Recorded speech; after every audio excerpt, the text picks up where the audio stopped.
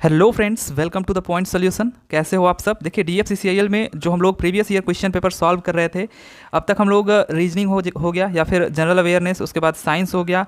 तो इन सब का क्वेश्चन करने के बाद हिस्ट्री ऑफ इंडियन रेलवे का क्वेश्चन पेपर सॉल्व कर रहे थे। तो 2018 का पेपर हमने सॉल्व किया था इससे पहले, और यहाँ पे हम लोग अब 2021 का देखने वाले हैं, हिस्ट्री ऑफ इंडियन रेलवे। ठीक है, ये आपसे CBT फर्स्ट में सबके लिए ये तो कॉमन है, सबको ये क्वेश्चन पूछेगा ही पूछेगा 10 नंबर का। बट CBT सेकंड की बात करें तो जो executive operations and business development है, उसके CBT सेकंड में ये 24 नंबर का पूछेगा। तो काफ़ी इंपॉर्टेंट ये हो जाता है उनके लिए। ठीक है, तो यहाँ पे जो प्रीवियस ईयर में पूछे गए क्वेश्चंस हैं हिस्ट्री ऑफ इंडियन रेलवेज़ के, वो हम लोग देखते हैं, और उससे रिलेटेड जितनी भी जानकारियाँ होंगी वो इस वीडियो में आपको देखने को मिलेंगी। तो चलिए फिर देर किस बात की, मूव करते हैं सीधे क्वेश्चंस की तरफ। तो पहला ही क्वेश्चन जो कि हिस्ट्री ऑफ इंडियन रेलवे से है वो आपके स्क्रीन पर है। क्या है पहला क्वेश्चन? भारतीय रेलवे की राष्ट्रीय अकादमी स्थित है। तो नेशनल एकेडमी के बारे में पूछ रहा है। जो इंडियन रेलवे का नेशनल एकेडमी है, ठीक है, वो आपका कहाँ पे स्थित है? वडोदरा, नासिक, पुणे या फिर जमालपुर। तो यहाँ पे जो नेशनल एकेडमी है वो आपका वडोदरा में स्थित है। ठीक है, तो फर्स्ट ऑप्शन यहाँ पे करेक्ट है। क्या है नेशनल एकेडमी? यहाँ पे जितने भी आपके छोटे से छोटे या फिर बड़े से बड़े ऑफिसर्स हैं, ठीक है, जो बड़े से बड़े ऑफिसर्स हैं उनकी यहाँ पे क्या होती है? ट्रेनिंग होती है। जैसे रेलवे में अगर कोई बड़े ऑफिसर पोस्ट पे किसी का सिलेक्शन हुआ है तो उसकी भी ट्रेनिंग यहीं पे होती है, नेशनल एकेडमी में, जो कि वडोदरा में स्थित है। ठीक है, इससे पहले ये कहाँ पे था? ये देहरादून में था। ठीक है, देहरादून में जो इसकी स्थापना हुई थी, देहरादून में ही हुई थी, 1930 में हुआ था। लेकिन बाद में 1952 में इसको ट्रांसफ़र कर दिया गया वडोदरा में। तो अब वडोदरा में ही सारी की सारी ट्रेनिंग होती है। जो बड़े से बड़े ऑफिसर्स होते हैं उनकी यहाँ पे बात हो रही है। अगला क्वेश्चन देख लेते हैं। अगला जो क्वेश्चन है हमारा, 1950 में स्थापित भारतीय रेलवे के स्वामित्व वाली औद्योगिक इकाइयों में से एक नाम भारतीय स्वतंत्रता सेनानी के नाम पर रखा गया है। तो वो भारतीय स्वतंत्रता सेनानी जो थे उनका क्या नाम है, किन के नाम पर रखा गया था? तो सरदार पटेल के, जवाहरलाल नेहरू, चित्तरंजन दास या फिर श्यामा प्रसाद मुखर्जी। तो आपने एक नाम सुना होगा, CLW, चित्तरंजन लोकोमोटिव वर्क्स। तो ठीक है, तो नाम से ही आपको पता चल रहा है कि जो औद्योगिक इकाई में से एक नाम था वो चित्तरंजन दास के नाम पे रखा गया था। इनका पूरा नाम क्या था? देश बंधु, ठीक है, देश बंधु चित्तरंजन दास। ठीक है, देश बंधु चित्तरंजन दास इनका पूरा नाम था। और इन्हीं के नाम पे जो यहाँ पे आपका चित्तरंजन लोकोमोटिव वर्क्स, एक औद्योगिक इकाई 1950 में स्थापित की गई थी। तो थर्ड ऑप्शन यहाँ पे आपका क्या है? करेक्ट है। अगला क्वेश्चन देखते हैं। बोरीबंदर और ठाणे के बीच चलने वाली पहली यात्री ट्रेन कितनी दूरी तय की? तो काफ़ी फेमस क्वेश्चन, बार बार ये पूछता है।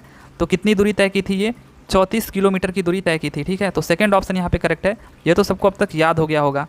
तो अगर हम बात करें और भी चीज़ों की, तो भारत में जो पहली यात्री ट्रेन मुंबई बोरीबंदर से ठाणे के लिए शुरू हुई, यह कब शुरू हुई थी? देखिए, 16 अप्रैल 1853 को संचालित हुई थी। इसमें 14 गाड़ियाँ शामिल थी और इसे 3 भाप इंजनों द्वारा संचालित किया गया था। तो ये भी पूछ सकता है कि जो 3 इंजन थे वो कौन से इंजन थे? तो भाप इंजन थे। ठीक है, पहली जो हमारी रेलगाड़ी चली थी वो भाप इंजन से चली थी। और कितने इंजन? टोटल 3 इंजन लगाए गए थे। उनका नाम था साहिब, सुल्तान और सिंध। हर एक क्वेश्चन यहाँ पे इंपॉर्टेंट है। अगला की ट्रेन 400 लोगों को लेकर के 34 किलोमीटर तक चली थी। ठीक है, और भारत की जो पहली यात्री ट्रेन उसका नाम क्या था? ये ग्रेट इंडियन पेनिनसुला रेलवे। ठीक है, इसके द्वारा संचालित की गई थी। एक्चुअली जो भारत की पहली यात्री ट्रेन थी ये ग्रेट इंडियन पेनिनसुला रेलवे द्वारा संचालित की गई थी। और ग्रेट इंडियन पेनिनसुला रेलवे की स्थापना कब हुई थी? 1 अगस्त 1849 को हुई थी। ये देखिए, जितने हैं सब इंपॉर्टेंट है, क्योंकि अभी आगे आपको ऐसे क्वेश्चंस मैं दिखाऊंगा जो कि आप एक्सपेक्ट नहीं कर सकते हो कि ऐसे भी क्वेश्चंस पूछ सकते हैं।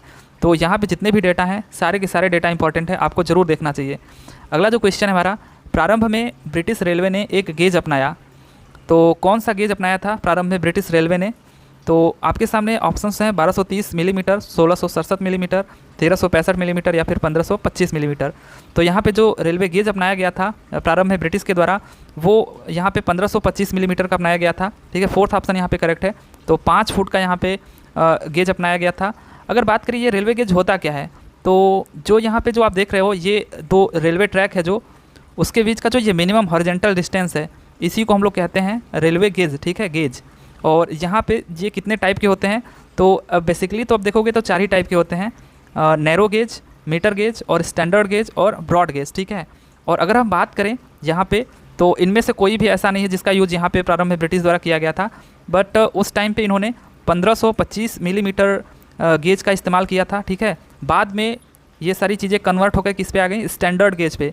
अब क्या है कि जितने भी यूरोपियन कंट्री हो गई, ठीक है, जैसे ग्रेट ब्रिटेन हो गया, फ्रांस, जर्मनी और यूएसए, ये सारे के सारे क्या करते हैं, स्टैंडर्ड गेज का यूज़ करते हैं। जबकि इंडिया में क्या होता है, ब्रॉड गेज का यूज़ किया जाता है। और यहाँ पे इंपॉर्टेंट चीज़ें क्या हैं कि आपको इनका पता होना चाहिए कि स्टैंडर्ड गेज कितने मिलीमीटर का होता है, ब्रॉड गेज कितने मिलीमीटर का होता है। तो जो ब्रॉड गेज है आप देख सकते हो कि ये टोटल 1667, ठीक है, 1667 मिलीमीटर का, काफ़ी इंपॉर्टेंट है। 5 फीट 6 इंच का है ये 1667 मिलीमीटर, जो ब्रॉड गेज इंडिया में यूज़ किया जाता है। ज़्यादातर 70% से ज़्यादा यहाँ पे इंडिया में ब्रॉड गेज यूज़ किया जाता है। 30% जैसे मेट्रो हो गया या फिर आपकी सिटी शहरों में जो मेट्रो वगैरह हो गई, वहाँ पे स्टैंडर्ड गेज यूज़ किया जाता है।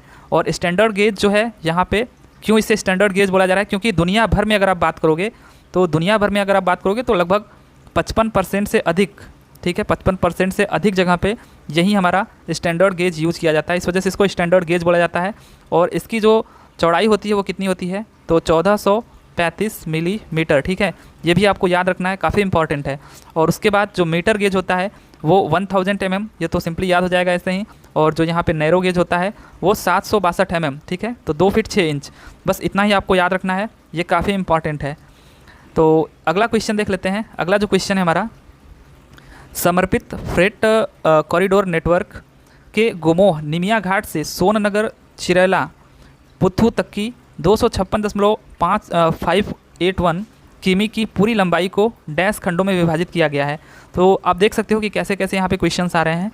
जैसे जैसे हम लोग बढ़ रहे हैं थोड़ा सा टफ होता जा रहा है क्वेश्चन कि समर्पित फ्रेट कॉरिडोर नेटवर्क के गोमोह यानी निमिया घाट से सोननगर चिरैला पुथू तक की 256.581 किमी की पूरी लंबाई को डैश खंडों में विभाजित किया गया। तो कितने खंडों में विभाजित किया गया, एक्चुअली क्या है कि ये उस समय चर्चा में था, इस वजह से ये पूछा जा रहा है। तो इसको टोटल 5 खंडों में विभाजित किया गया था, ठीक है। तो फर्स्ट ऑप्शन यहाँ पे करेक्ट है। अगर हम बात करें कि क्या क्या वो कौन कौन से खंड थे, तो देखिए गोमोह से सोननगर दिल्ली हावड़ा डबल लाइन का एक महत्वपूर्ण खंड है जो देश के उत्तरी, मध्य और पूर्वी क्षेत्रों को जोड़ने वाली पूर्वी रेलवे के मुख्य ट्रंक मार्ग का विद्युतीकरण करता है, ठीक है। और मौजूदा लाइनों पर गोमोह और सोननगर के बीच 35 भारतीय रेलवे स्टेशन है, ठीक है। तो 35 भारतीय रेलवे स्टेशन है यहाँ से गोमोह से सोननगर तक, इसको भी आपको याद रखना है।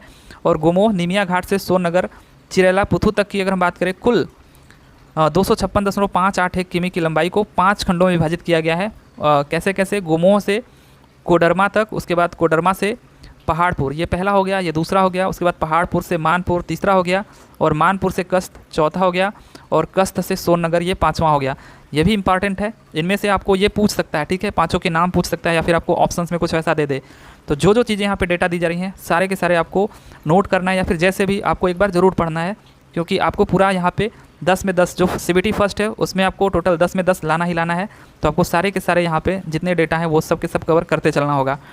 अगला जो क्वेश्चन है हमारा, एक ट्रैक बनाने वाली 2 रेलों के भीतरी चलते सम्मुख के बीच की स्पष्ट डैश दूरी को गेज के रूप में जाना जाता है।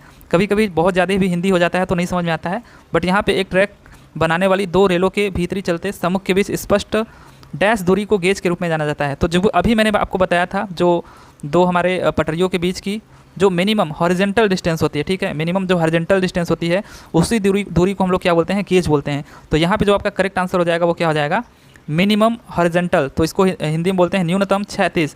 तो फोर्थ ऑप्शन यहाँ पे हमारा क्या हो जाएगा, करेक्ट हो जाएगा। मिनिमम हॉरिजेंटल डिस्टेंस को हम लोग गेज बोलते हैं, ये आपको याद रखना है। और मैंने आपको सब कुछ बताया, स्टैंडर्ड गेज, ब्रॉड गेज, इन सब का जो डिस्टेंस वो सब बताया, और कहाँ पे ज़्यादा यूज़ किया जाता है वो बताया। उसके बाद अगला जो क्वेश्चन है, स्वर्णिम चतुर्भुज भारत के डैश प्रमुख महानगरों को जोड़ता है। तो स्वर्णिम चतुर्भुज भारत के कितने प्रमुख महानगरों को जोड़ता है, तो ये तो क्वेश्चन में ही आंसर है, चतुर्भुज। तो ऐसे ही आपको पता चल जाना चाहिए चतुर्भुज। जब आप इसको मैप में देखोगे तो आपको अच्छे से पता चलेगा, लेकिन चतुर्भुज से इसका आंसर तो मिल गया था कि 4 प्रमुख महानगरों को ये जोड़ता है, ठीक है, 4 प्रमुख महानगरों को जोड़ता है। अगर हम बात करें यहाँ पे GDFC का अर्थ देखिए क्या होता है, GDFC ये होता है हमारा, इसका फुल फॉर्म होता है गोल्डन, ठीक है, गोल्डन डेडिकेटेड फ्रेट कॉरिडोर। तो ये आपका क्या है, गलियारे की कुल मार्ग की लंबाई कितनी है यहाँ पे, 10,122। ये सारे के सारे डाटा देखिए इंपॉर्टेंट है। ये एक स्वर्णिम चतुर्भुज फ्रेट गलियारा है, इसकी जो लंबाई है 10,122 किलोमीटर है, ये आपको याद रखना है। इसके बाद यह 52% से अधिक यात्री यातायात और 58% राजस्व अर्जन माल ढुलाई करता है, ठीक है, 52% से अधिक यात्री यातायात और 58% राजस्व अर्जन माल ढुलाई से करता है। तो यात्रियों से कितना, 52%, और माल ढुलाई से कितना, 58%। उसके बाद क्या है, यह 4 प्रमुख महानगरों को जोड़ता है। अभी जो आपसे क्वेश्चन पूछा था किसको किसको, दिल्ली को, मुंबई को, चेन्नई को और कोलकाता को, ठीक है, 4 प्रमुख महानगरों को जोड़ता है। उसके बाद यदि अगर हम बात करें कि यह 2 विकर्णों को भी जोड़ता है, मतलब इसका अगर डायगोनल बनाओगे ऐसे, ठीक है, उस चतुर्भुज में जैसा कि अभी मैंने बनाया था, तो डायगोनल्स बनाओगे तो उसमें ये किसको किसको जोड़ता है, तो पहले दिल्ली टू चेन्नई, उसके बाद कोलकाता से मुंबई, ठीक है। इसको मैप पे मैं आपको दिखाऊंगा जब, तो वहाँ पे अच्छे से समझ में आएगा। तो 4 टोटल यहाँ पे महानगरों को जोड़ता है, दिल्ली, मुंबई, चेन्नई, कोलकाता। और अगर डायगोनल पूछे तो दिल्ली टू चेन्नई और कोलकाता टू मुंबई आपको बताना है, राइट। अगला क्वेश्चन देखते हैं, 8वां क्वेश्चन, कि कलकत्ता मीन्स जो कोलकाता है को डैश में रेल द्वारा हिमालय की तलहटी में सिलीगुड़ी से जोड़ा गया था। तो देखिए ये क्वेश्चन आप एक्सपेक्ट नहीं कर सकते हो कि अब ये भी क्वेश्चन पूछ रहा है कि कोलकाता को किस सन में रेल द्वारा हिमालय की तलहटी में सिलीगुड़ी से जोड़ा गया था। तो ये इसमें इसका एक अलग ही इंपॉर्टेंस है, इस वजह से ये क्वेश्चन पूछा गया है। ऐसे ही क्वेश्चन पूछते हैं जो जिनका इंपॉर्टेंस होता है कुछ ना कुछ, ठीक है। तो यहाँ पे मेरे पास इसका बहुत ज़्यादा डेटा तो नहीं है।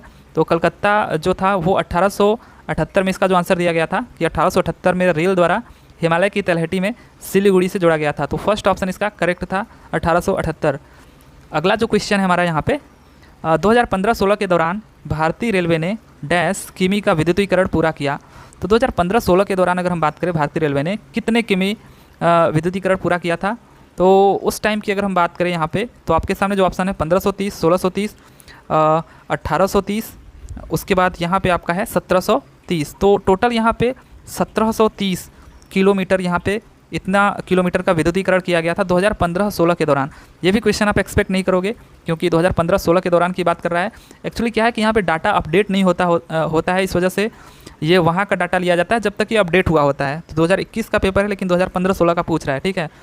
तो जो इसका आंसर दिया गया था कि रेलवे ने 31 मार्च 2021 तक, देखिए अगर हम बात करें 2031 तक, तो 45,881 रूट किलोमीटर RKM का विद्युतीकरण किया, जो भारतीय रेलवे के कुल ब्रॉड गेज नेटवर्क का लगभग 71% है। तो अब तक जो ब्रॉड गेज की बात करें, उस नेटवर्क का लगभग 71% क्या हो चुका है, इलेक्ट्रीफाइड हो चुका है। बट अभी यहाँ पे जो कोर की एक योजना है उसके अनुसार अगर हम बात करें तो दिसंबर 2023 तक भारतीय रेलवे के सभी बिजी मार्गों का विद्युतीकरण करना है, ठीक है। तो ये आपसे पूछ सकता है कि किसकी योजना है और कब तक टोटल जो बिजी मार्ग हैं उनका विद्युतीकरण हो जाएगा। तो ये क्वेश्चन आपसे पूछ सकता है। तो ये दिसंबर 2023 तक हो जाना है, ऐसा बताया गया है कोर की तरफ से, ठीक है, कोर की योजना की तरफ से। तो यहाँ पे 2015-16 के दौरान कितना हुआ था, तो 1730 किलोमीटर का विद्युतीकरण हो गया था। अगला क्वेश्चन जो हमारा यहाँ पे है 10वां क्वेश्चन, कि भारतीय रेलवे के लिए पूंजी की औसत वार्षिक वृद्धि दर 1860 और 1939 के बीच डैश थी। ये भी क्वेश्चन आप देख सकते हो कि कितना खतरनाक है। ये भी क्वेश्चन आप एक्सपेक्ट उतना नहीं करोगे कि ऐसे क्वेश्चन भी आ जाएंगे कि भारतीय रेलवे के लिए पूंजी की औसत वार्षिक वृद्धि दर 1860 और 1939 के बीच कितनी थी। तो कितनी थी यहाँ पे, तो 4.4% थी, ठीक है। फोर्थ ऑप्शन यहाँ पे करेक्ट है। तो 1860 से 1939 के बीच ये 4.4% थी औसत जो वृद्धि थी यहाँ पे, औसत वृद्धि दर। यहाँ पे अगर हम बात करें तो किसके अनुसार, मॉरिस एंड डडले 1975 श्रृंखला के अनुसार अगर हम बात करें तो 1860 और 1939 के बीच सभी भारतीय रेलवे पर पूंजीगत परिव्यय में 32% की वृद्धि हुई थी, ठीक है। टोटल 32% की वृद्धि हुई थी और इस अवधि में पूंजी की औसत वार्षिक जो वृद्धि दर थी वो 4.4% थी, ठीक है। तो ऐसे ऐसे क्वेश्चंस भी आपसे पूछे गए थे। मतलब आप सोच सकते हो कि कितने डाटा आपको यहाँ पे पढ़ने हैं। इसी वजह से मैं कह रहा हूँ कि जहाँ से आपको जितना डाटा मिले वो आप ज़रूर एक बार रीडिंग ज़रूर मारिए ताकि एग्ज़ाम में आपको एक बार क्लिक कर जाए। अगला जो क्वेश्चन है हमारा, 1978 में डैश की सिफारिश पर भारतीय रेलवे में कई विद्युतीकरण कार्य किए गए। तो 1978 में किसकी सिफारिश पर भारतीय रेलवे में कई विद्युतीकरण कार्य किए गए, तो अभिजीत सेन समिति या फिर जे राज समिति या फिर आत्रेय समिति या फिर आबिद हुसैन समिति। तो ये भी क्वेश्चन अच्छा है। तो किसकी समिति की सिफारिश पर भारतीय रेलवे में कई विद्युतीकरण कार्य किए गए, तो जो करेक्ट आंसर है आपका जे राज समिति, ठीक है। सेकेंड ऑप्शन यहाँ पे आपका क्या है, करेक्ट है। अगर हम बात करें यहाँ पे जे राज समिति की, तो देखिए 1978 में जे राज कमेटी की रिपोर्ट की सिफारिश पर कई विद्युतीकरण कार्यों को पिंक बुक में शामिल किया गया और एक रेलवे विद्युतीकरण मुख्यालय अस्तित्व में आया, ठीक है। उसके बाद चूँकि अधिकांश स्वीकृति विद्युतीकरण कार्य देश के मध्य और दक्षिण क्षेत्रों में हो रहे थे, इसलिए विद्युतीकरण का मुख्यालय नागपुर में स्थापित किया गया। तो उस टाइम पे कह रहा है कि मध्य और दक्षिणी क्षेत्रों में ही अधिकांशतः काम चल रहे थे, इस वजह से जो यहाँ पे विद्युतीकरण का मुख्यालय था वो नागपुर में था। तो उस टाइम पे ये नागपुर में था, ये आपको याद रखना है। 1978 की ये बात चल रही है। लेकिन 1982 से 1984 तक एक अतिरिक्त महाप्रबंधक के प्रभार में ये कार्य किया। उसके बाद रेलवे विद्युतीकरण कार्यालय को जनवरी 1985 में देखिए 1985 से अपर महाप्रबंधक के अधीन इलाहाबाद स्थानांतरित कर दिया गया। पहले नागपुर में था, उसके बाद 1985 में ये कहाँ पे स्थानांतरित कर दिया गया, कहाँ पे ट्रांसफ़र कर दिया गया, इलाहाबाद में। ठीक है, अब उसके बाद कह रहा है रेलवे विद्युतीकरण के लिए केंद्रीय संगठन इलाहाबाद में जुलाई 1987 से एक नियमित महाप्रबंधक तैनात किया गया और यह आज भी जारी है। ठीक है, तो आज भी जो हमारा मुख्यालय है जो इलेक्ट्रिफिकेशन का मुख्यालय है वो कहाँ पे है, इलाहाबाद में है। तो यहाँ पे आपका जो करेक्ट आंसर था, जे राज समिति की सिफारिश पर भारतीय रेलवे में कई विद्युतीकरण कार्य किए गए 1978 में। राइट, अगला जो क्वेश्चन है हमारा, 31 मार्च 2011 को भारतीय रेलवे के ब्रॉड गेज की कुल मार्ग की लंबाई थी। यहाँ पे पूछ रहा है ब्रॉड गेज की कुल मार्ग की लंबाई 31 मार्च 2011 तक। तो देखिए उस टाइम पे 2021 में अगर आप बात करोगे जो पेपर आया था, तो जहाँ तक इन लोगों को अपडेट मिला वहाँ तक इन्होंने पूछा। ठीक है, क्योंकि पूछने को तो ये 2018 का भी पूछ सकता था, 2017 का भी पूछ सकता था, पर 2011 तक का देखिए पूछा है, जो कि आप एक्सपेक्ट नहीं करोगे।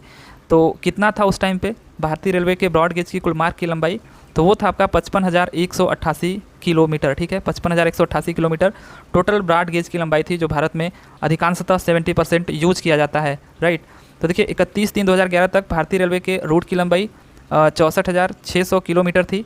और अब आपको मैंने भी बताया था कि 68,000 कितनी है, 43 है total route length Indian railway की, और उसमें 89,801 किमी की रनिंग ट्रैक लंबाई के साथ थी है। ठीक है, मतलब इतना था। उसके बाद कह रहा है जिसमें 55,188 किमी ब्रॉड गेज थी। देखिए मतलब यहाँ पे 64,600 में 55,188 किमी तो ब्रॉड गेज ही थी। यार्ड, साइडिंग आदि सहित कुल ट्रैकेज कितना था, 1,15,062 किलोमीटर था 2011 तक। अभी मैंने आपको बताया था 1,23,000 समथिंग कुछ करके बताया था मैंने आपको। ठीक है, याद नहीं आ रहा है, बट 1,23,500 कुछ करके बताया था अभी, मतलब टोटल यार्ड, साइडिंग और आदि सहित कुल अगर आप ट्रैकेज देखोगे तब। उसके बाद यहाँ पे वर्ष 2011-12 के दौरान 3,300 किलोमीटर ट्रैक का नवीनीकरण कार्य किया गया था। तो यहाँ पे अभी ये जो डेटा है 2023 तक का, वो मेरे पास नहीं है। अगर डेटा मिलेगा तो मैं आपको बताऊँगा, बट जो इन्होंने पूछा था 2011 तक, तो उस टाइम तक कितना किया गया था, ब्रॉड गेज की जो लंबाई थी वो 55,188 किलोमीटर थी। ठीक है, 55,188 किलोमीटर। तो ठीक है, तो यहाँ से अगला क्वेश्चन देख लेते हैं। अगला जो क्वेश्चन है हमारा 13 नंबर का, डैश में कपूरथला में भारतीय रेलवे की कोच फैक्ट्री ने अपना पहला कोच दिया था। तो यहाँ पे जो कपूरथला में भारतीय रेलवे की रेल कोच फैक्ट्री है, ये बचपन में आप लोग पढ़ते रहे होंगे कि रेल कोच फैक्ट्री कहाँ पर है, कपूरथला में। तो इसने अपना पहला कोच दिया था, कब दिया था, तो ये देखिए कहाँ से खोद के क्वेश्चन निकाला है कि कब दिया था अपना पहला कोच। तो 1996, 1976, 2006 या फिर 1988 में। तो यहाँ पे फोर्थ ऑप्शन आपका करेक्ट है, 1988 में जो रेल कोच फैक्ट्री है कपूरथला में, उसने अपना पहला कोच दिया था। ये क्यों इम्पॉर्टेंट है, कुछ इससे रिलेटेड जानकारी देख लेते हैं कि रेल कोच फैक्ट्री जो कपूरथला में है की आधारशिला, इसकी जो आधारशिला देखिए 1985 में रखी गई थी, और किसके द्वारा रखी गई थी, श्री राजीव गांधी द्वारा। ठीक है, जो यहाँ पे भारत के पूर्व प्रधानमंत्री हैं राजीव गांधी द्वारा ये रखी गई थी, इस वजह से थोड़ा इम्पॉर्टेंट बन जाता है। इस परियोजना का उद्देश्य भारतीय रेलवे IR की लगातार बढ़ती मांग के लिए यात्री कोचों की उत्पादन क्षमता को बढ़ाना था और पंजाब के युवाओं के लिए रोजगार के अवसर भी पैदा करना था। इस वजह से 1985 में आधारशिला रखी गई, राजीव गांधी द्वारा रखी गई, ये सब चीज़ें आपको याद रखना है।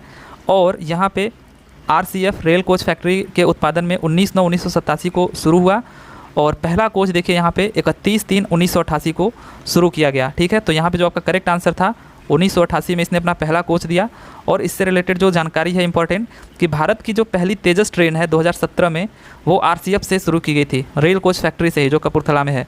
तो जो पहली तेजस ट्रेन है 2017 में रेल कोच फैक्ट्री से शुरू की गई थी। तो ये भी इंपॉर्टेंट है आपके लिए। अगला क्वेश्चन देख लेते हैं। उससे पहले यहाँ पे आप देख सकते हो कि भारत में जो रेलवे उत्पादन इकाइयाँ हैं यहाँ पे, वो आपके सामने है। ठीक है, मैंने पहले ही बोला कि जितना भी डाटा आपको जहाँ से भी मिले वो आपको कलेक्ट करते रहना है, क्योंकि यहाँ पे कुछ भी नहीं छोड़ना है। जैसे कि यहाँ पे आपको रेलवे उत्पादन इकाइयाँ हैं और क्या वो उत्पादन करते हैं, ये यहाँ पे बताया गया है। चित्रंजन लोकोमोटिव वर्क, जैसे CLW है, वो यह भाप और बिजली के इंजन का उत्पादन करता है। ऐसे ही आपका पेराम्बूर है रेल कोच, और रेल कोच फैक्ट्री जो आपका कपूरथला, ये रेल कोच देता है। भिलाई जो यहाँ पे आपका रेलवे उत्पादन इकाई है, ये रेल और स्लीपर कारें देता है। व्हील एक्सल प्लांट WAP, ये बेंगलोर में है, ये कि आपको व्हील एक्सल प्लांट का उत्पादन करता है।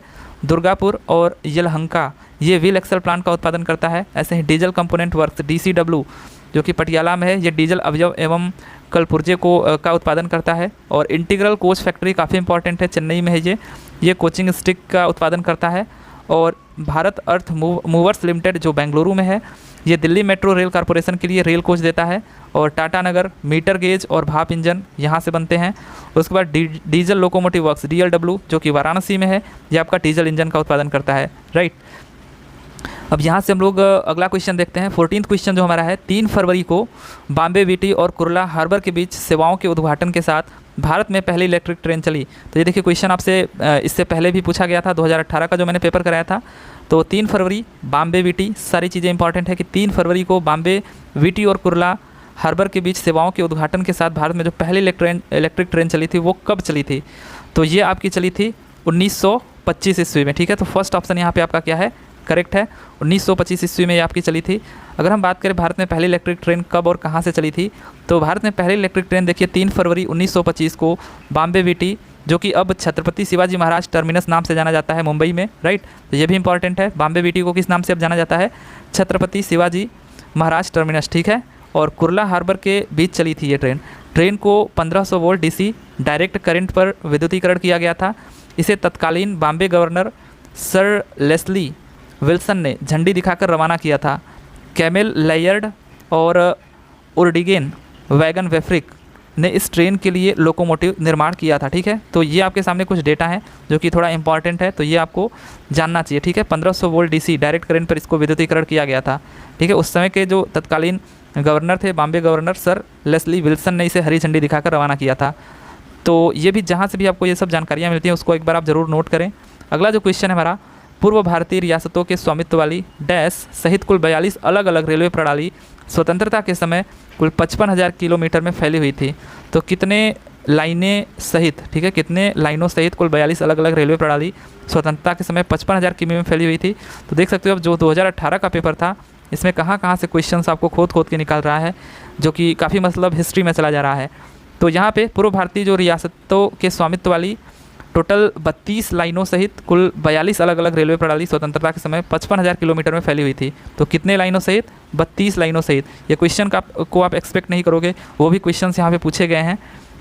अगर हम बात करें, द्वितीय विश्व युद्ध ने रेलवे को गंभीर रूप से पंगु बना दिया था, ठीक है, क्योंकि ट्रेनों को मध्य पूर्व की ओर मोड़ दिया गया था।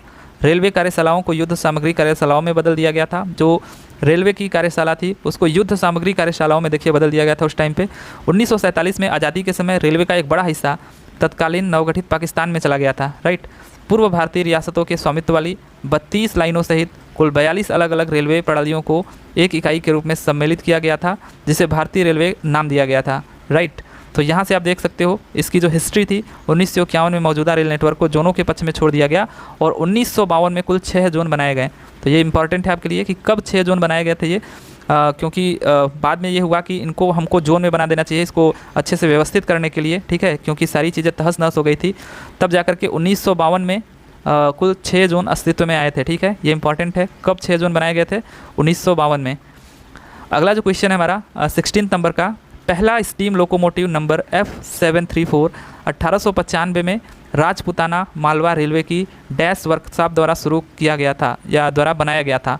तो जो पहला स्टीम लोकोमोटिव उसका नंबर था F734 1895 में Rajputana Malwa railway dash workshop द्वारा बनाया गया था। तो किस वर्कशॉप द्वारा ये बनाया गया था, तो ये आपका बनाया गया था अजमेर द्वारा, ठीक है, अजमेर वर्कशॉप द्वारा। तो थर्ड ऑप्शन यहाँ पे आपका क्या है, करेक्ट है। यहाँ पे आप देख सकते हो कि F जो 734 है वो यहाँ पे है और भारत में पूरी तरह से चलने वाला पहला लोकोमोटिव था ये। यह 1895 में राजपुताना मालवा रेलवे RMR की अजमेर कार्यशाला में निर्मित किया गया था। इसका वजन देखिए कितना था उस टाइम पे, 38 टन था केवल, ठीक है। तो 38 टन था केवल यहाँ पे।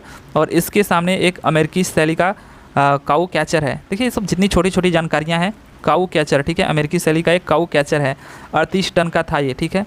भारत में पूरी तरह से बनने वाला पहला जो लोकोमोटिव था F734 की ये बात हो रही है, राइट।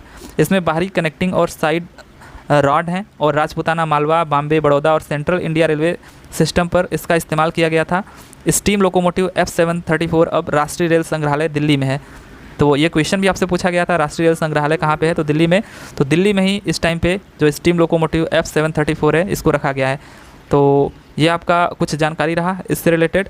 अगला जो क्वेश्चन है हमारा, भारतीय रेलवे के क्षेत्रीय प्रशिक्षण केंद्र डैश कर्मचारियों को प्रशिक्षण के लिए जोनों में स्थित है। तो देखिए जो भारतीय रेलवे अपना ट्रेनिंग कराता है, ठीक है, उसमें पूछ रहा है कि जो जोनल ट्रेनिंग होता है, जो यहाँ पे जोन में बटे हुए हैं कि प्रशिक्षण केंद्र, वो कौन से कर्मचारियों को प्रशिक्षण के लिए जोनों में स्थित है, कौन से कर्मचारियों को ट्रेनिंग देता है वो, तो वो आपके ग्रुप सी के जितने भी यहाँ पे सेलेक्टेड स्टूडेंट होते हैं ग्रुप सी के, उनको ये ट्रेनिंग देता है। जैसे आपका जो जेईएन होते हैं, आरआरबी जेई का, एसएससी का, जिसकी अभी देखिए वैकेंसी ही नहीं आ रही है।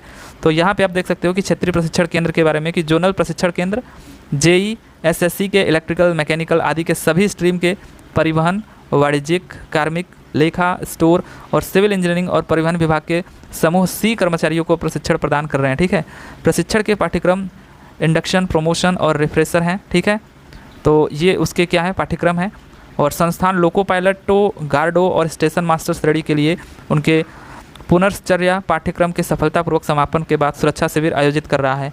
तो यहाँ पे मेन जो मुद्दा था हमारा कि ग्रुप सी के कर्मचारियों को ये प्रशिक्षण दिया जाता है जो जोनल वाले होते हैं। ठीक है, तो यहाँ पे देखिए आप देख भी सकते हो कुछ यहाँ पे दिए गए हैं जोन, जैसे सेंट्रल रेलवे का भुसावल में है। यहाँ पे अगर मैं बात करूँ तो जो मेरे भाई साहब हैं वो खुद यहाँ पे भुसावल में ट्रेनिंग किए थे। ठीक है, तो उनका यहाँ पे ट्रेनिंग हुआ था भुसावल में सेंट्रल रेलवे जोन में। और ये ईस्टर्न रेलवे जोन का कहाँ पे है, भूलिक में।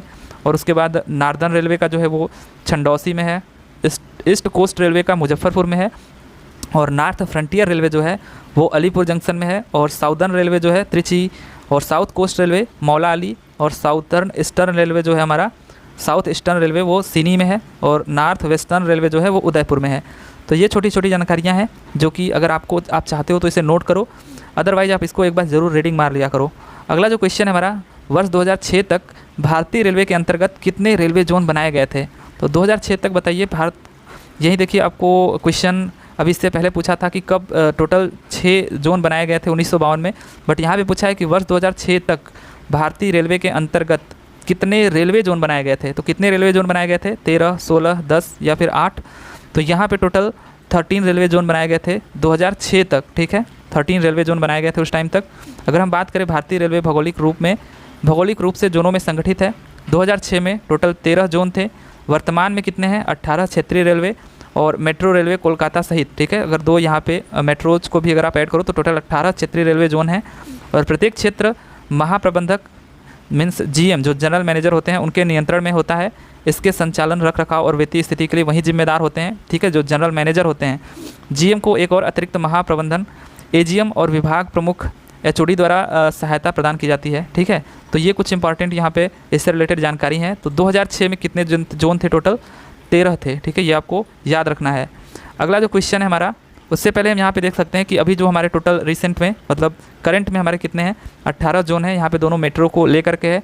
अगेन मैं कहूँगा कि ये आपको पूरा याद होना चाहिए। इनमें से कोई एक क्वेश्चन आपसे ज़रूर पूछ सकता है। और यहाँ पे मैं आपको इसको मैप के थ्रू बताऊँगा ताकि आपको अच्छे से याद भी हो जाए। ठीक है, अभी यहाँ पे आप इसको पढ़ सकते हो, अदरवाइज़ मैं आपको इसको मैप से कराऊँगा जिससे आपको ये अच्छी तरह से याद हो जाए, कभी भूले ना। अगला जो क्वेश्चन है हमारा, दार्जिलिंग हिमालयन रेलवे के लिए 1989 के रेलवे अधिनियम में सुरक्षात्मक उपाय निहित हैं जिसने निम्नलिखित को प्रतिस्थापित किया। ठीक है, तो जो दार्जिलिंग हिमालयन रेलवे के लिए 1989 के रेलवे अधिनियम में सुरक्षात्मक उपाय निहित थे, अब उसका स्थान किसने ले लिया है। तो यहाँ पे भारतीय रेल अधिनियम 1880 या फिर भारतीय रेल अधिनियम 1870 या फिर 1900 या फिर भारतीय रेल अधिनियम 1890।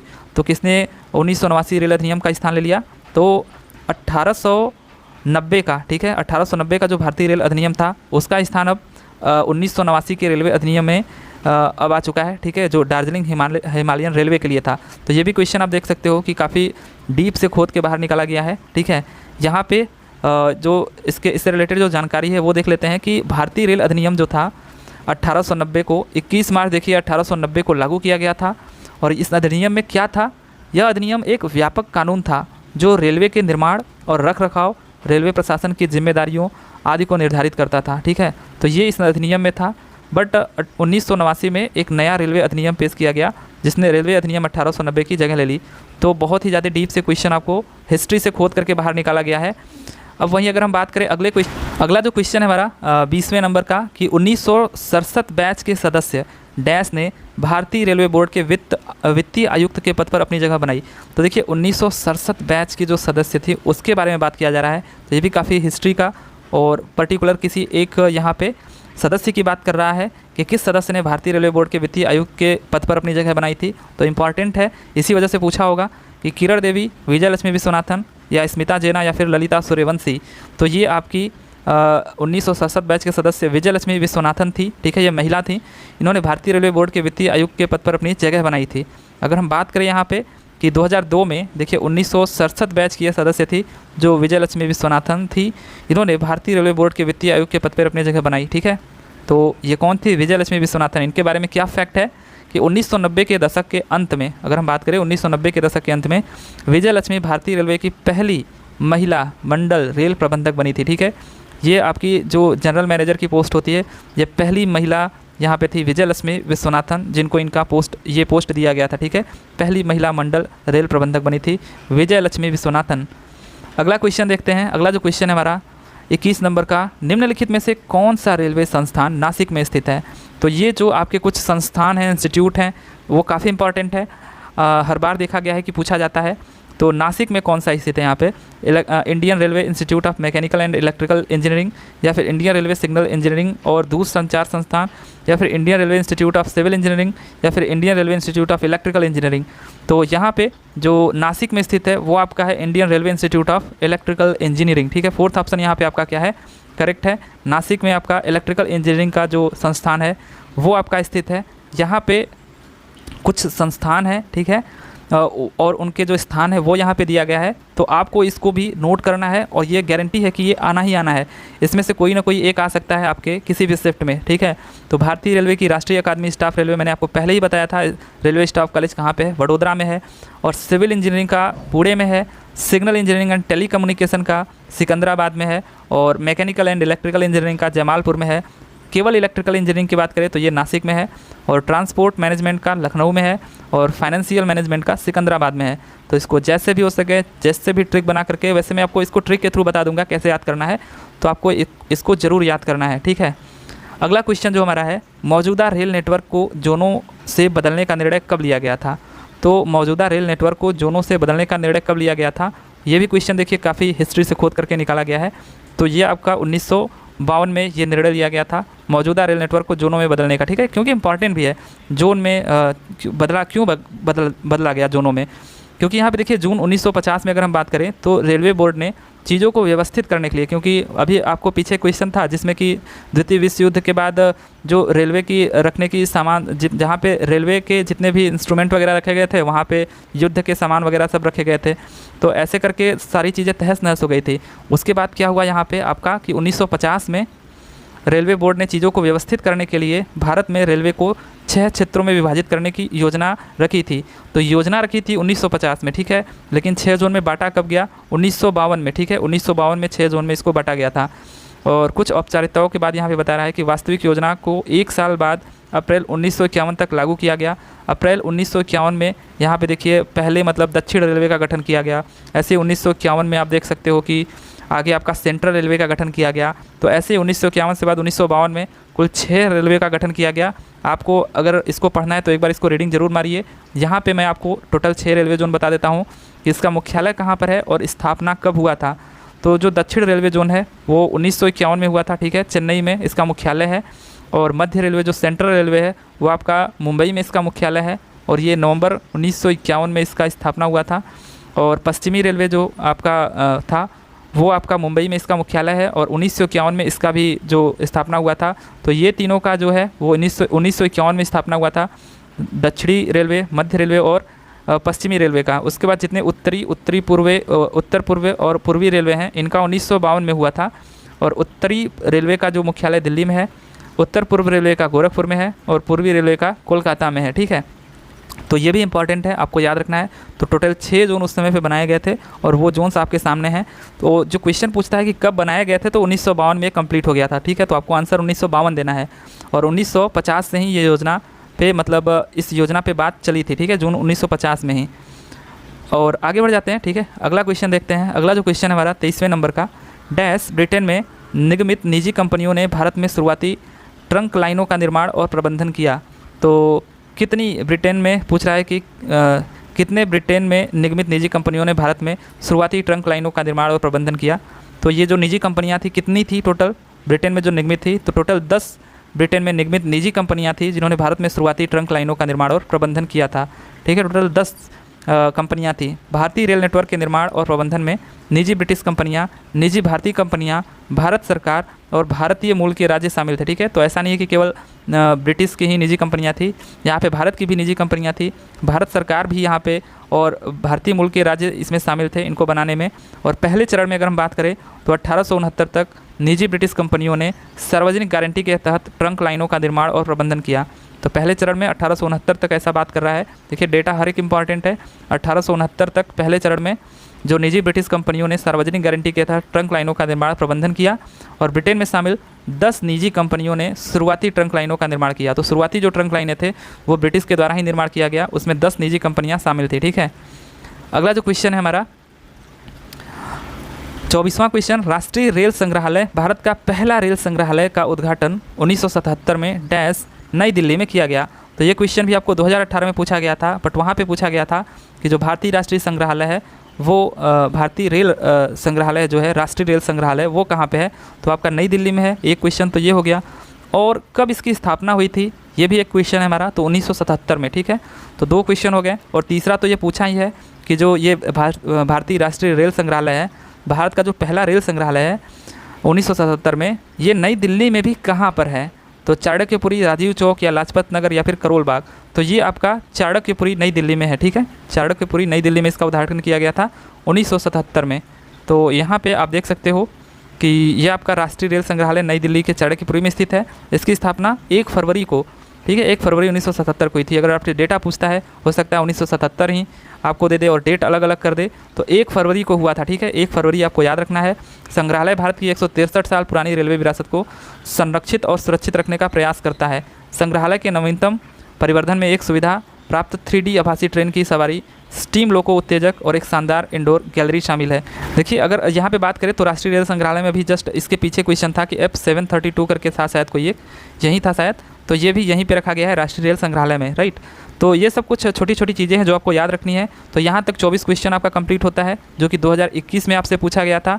तो 2021 का पेपर काफ़ी अंदर डीप से पूछा गया था, काफ़ी सारे क्वेश्चंस बहुत ज़्यादा हिस्ट्री से उठाए गए थे। तो आपको हर एक के लिए तैयार रहना है, ठीक है। चलिए ठीक है, फिर मिलते हैं अगले वीडियो में अगले क्वेश्चन पेपर के साथ। तब तक के लिए thank you, tata and bye bye.